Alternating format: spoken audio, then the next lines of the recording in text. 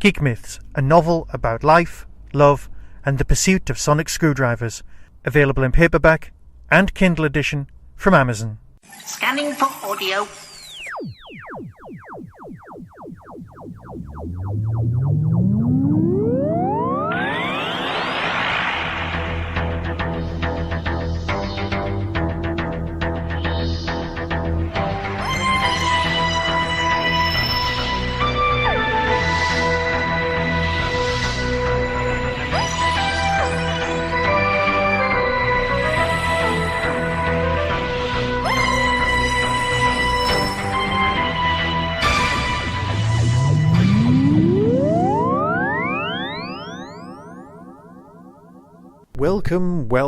Welcome to a Tin Dog podcast. This time talking about the Diary of River Song Series 5. Series 5, how did that happen? Well, she's ran into the Doctor left, right and centre, and this time she's going to run into the Master. But which one? Well, hello you. That's kind of what's not going to happen. There are two distinct missing Masters from this box set. Now, I can talk about those in a minute. But we have got 4. Now, the thing that's important about these Masters is they've all been on telly, which, as a marketing move, I can completely see the point. Makes sense. Of course it does. I mean, if you'd just seen Doctor Who on TV and you bought the box set for River Song because you like River Song off the telly, and all of a sudden there were 2 Masters who you'd never even come across or heard of, you might be a little bit miffed. You'd be wrong on a monumental level, but you might be miffed. So, you've got 4 stories, you've got 4 different Masters, 4 different incarnations of the Masters, yeah. And you've got some particularly good coups going on. Well, that's fine. So, story number 1, The Bekdel Test, by Jonathan Morris. Back at the start of her imprisonment, Dr. Song becomes a guinea pig for an innovative new security system. But it's her fellow prisoners she needs to be most wary of. Because it's early days for Missy too, the Doctor is dead, and she's outraged that somebody else killed him first. It's a Missy story. It's Gomez, and I know there's a Missy box set coming our way very soon. But if you like a little bit of Missy and a little bit of Derek Jacobi and a little bit of Eric Roberts, this is much more the box set for you. And of course, who doesn't like a bit of Beavers? Yeah. So, you've got an absolutely storming beginning box set. I can't tell you how good this particular individual story is. Right, for those of you who don't know, the Bekdel test is a made-up thing. It's a made-up thing, but then again, isn't everything made up if you think about it? I mean, literally, absolutely everything existed as an idea first. So whether it is a legitimate theory or just something that's discussed in fan circles, it doesn't really matter anymore. It's become real. And what it is if there are 2 characters in a production who happen to be female or identify as female, if you want to be absolutely spot on about this sort of thing, and they're in a room, the one thing that fails the test is that they are talking about another character who isn't present, who happens to be male. Yeah? There are variations on the test, but that's basically what it comes down to. Are there 2 female characters in the room? Yes. Excellent. Tick that box. What are they talking about? Oh no, they're talking about a male character who isn't in the room. Or they're talking about a male character who is in the room. They're not talking about themselves or their own motivations. It's pants. Right? It's not great. It's something, as a writer, you need to really be on the lookout for, because that kind of works. And it's important, because even in real life, I know lots of people have conversations about people who aren't there, but in the majority, most people just talk about themselves. And when you've got Missy and River, people with, egos, they're going to be talking about themselves quite a lot. But of course, the one person that they can't talk about in this story is the Doctor, because he is officially dead. And yes, the Master's very good at finding their way out of all sorts of situations involving death. I mean, let's face it, it's the one thing the Master's renowned for. But I've got no more buts. It's a cracking story. It's brilliantly performed. It's so nice to have Gomez turning up. She's just great. Inspired casting in the first place, and you know what? Even the writers themselves say that they have to put themselves in a Moffat mindset in order to reproduce the sort of text and the sort of witty banter that Gomez was so good at providing us with. You see, we're not very good Doctor Who fans. We never like the Doctor Who that's in front of us. We're like somebody at a restaurant going, oh, I like what they're eating over there. Oh, I like that meal I had last week. That was very good. We always like the past. We seldom enjoy the future, and we definitely don't enjoy the present. We're always worried about the future, the meal that's coming. The meal that's in front of us, we're always picking apart. And it's the meal that we had last Thursday, or 10 years ago, or 25 years ago on a silver anniversary. They're the stories that we go, you know what, we liked that meal. We didn't like it at the time. We're rubbish. We are just ungrateful. So, that's story number 1. Story number 2, Animal Instinct by Roy Gill. This is the Beavers Master. Here's the synopsis.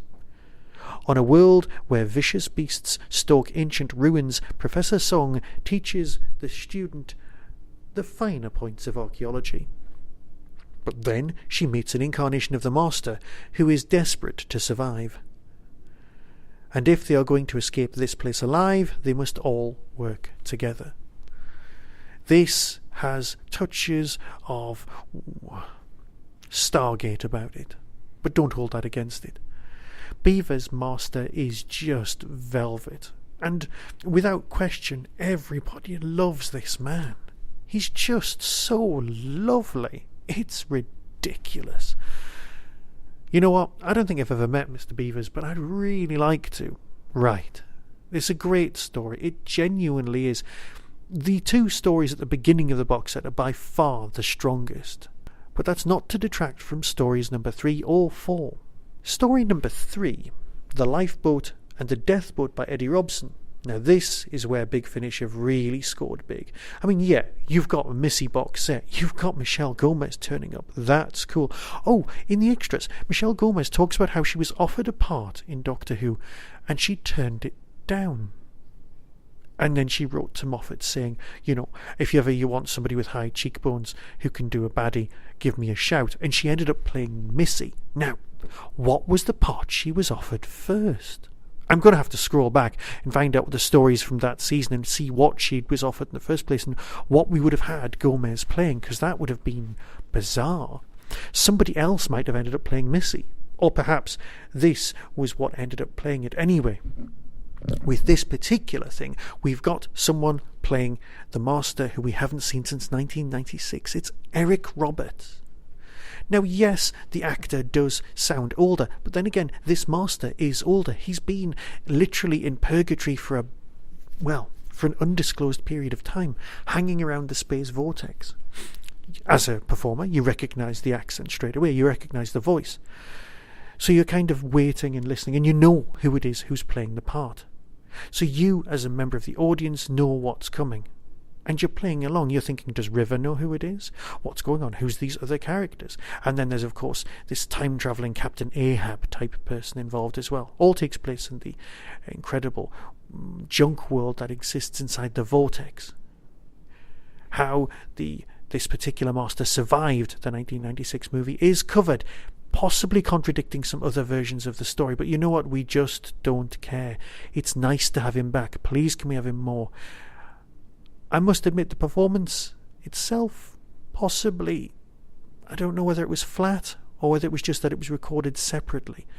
But the energy fluctuated. Some performances were great, but then again, the performance of this Master was true to how it appeared in 1996, so perhaps I should give it more leeway. Bringing us up to story number 4 of the box set. Now this is where you've got the Jacoby Master in Concealed Weapon by Scott Hancock. Yes, it's got the feel of the film Alien. It's got that whole cryo-sleep. It's got people waking up. It's got relationships amongst the crew. It's got people being bumped off in an Agatha Christie kind of way. But as we're in a Master box set, the denouement, the surprise of who's in charge and who's killing everyone, not that much of a surprise. The motivations, yes. The way it's being done, of course that's a surprise. But we've been spoilt by how truly incredible the rest of the stories are in this box set. Not to say that this one's bad at all, because you know I wouldn't be saying that, because that's just wrong. A great story, truly. But perhaps it's just in the shadow of its friends. Well, I can let it off for that. Jacoby's brilliant, as always. And you know what? If I had to put these masters in order, I just couldn't. I did find myself wishing there was a McQueen involved. I love that master so much. And of course, the very first one, with James, but that's a spoiler, isn't it? Perhaps we can have River meeting some just Big Finish versions. Or perhaps I'm just wanting things we just can't have. Because let's face it, 4 cracking stories in one box set, that's more than enough for most people. Right, I'll play you the trailer. You know the form. Let you decide for yourself, and speak to you all again very soon. And remember, the UFO cast is coming back. I promise you, we will finish the entire run. I think there's only 5 left to record.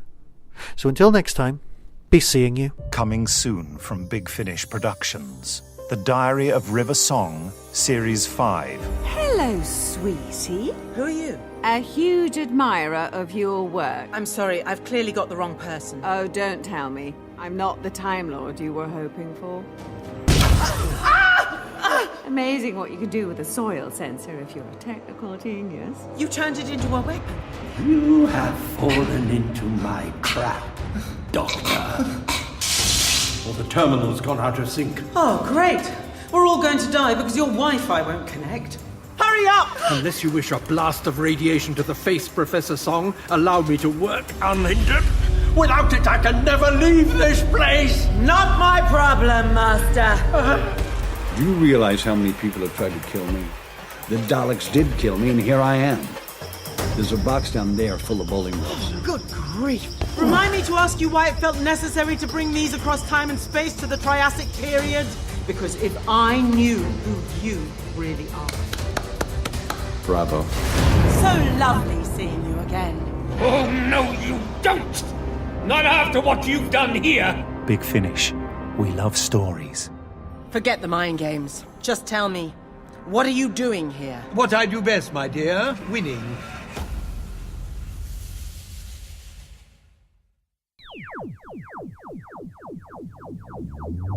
That was the Doctor Who Tin Dog Podcast, available on iTunes, YouTube, Twitter, RSS, Vimeo, and across the internet. Doctor Who and its associated properties are all copyright and trademark of the BBC. No infringement is intended. Why not become a supporter by visiting patreon.com/tindog. Contact the show on tin-dog@hotmail.co.uk. The Tin Dog Podcast is a founder member of the Doctor Who Podcast Alliance.